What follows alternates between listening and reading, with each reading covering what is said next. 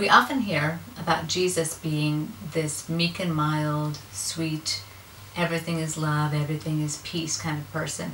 But as we've seen so far, everything he says is not all love and peace.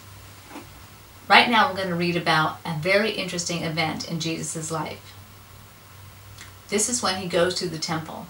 And when he gets to the temple, he finds people there trying to make money off the other people.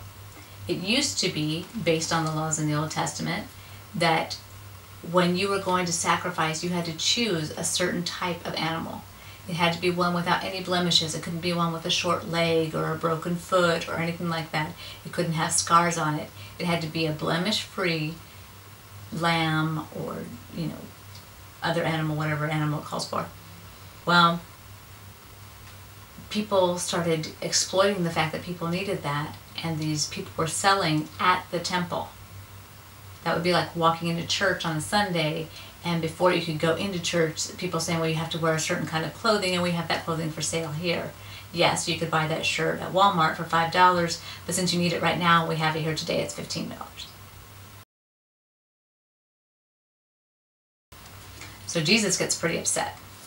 And it says here in John chapter 2, verse 13, when it was almost time for the Jewish Passover, Jesus went up to Jerusalem. In the temple courts he found men selling cattle, sheep, and doves, and others sitting at tables exchanging money.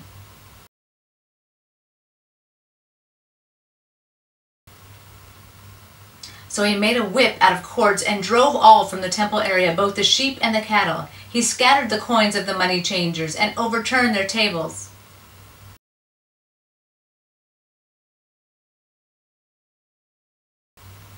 To those who sold doves, he said, "Get out of here! How dare you turn my Father's house into a market?" His disciples remembered that it is written, "Zeal for your house will consume me." Then the Jews demanded of him, "What miraculous sign can you show us to prove your authority to do this?"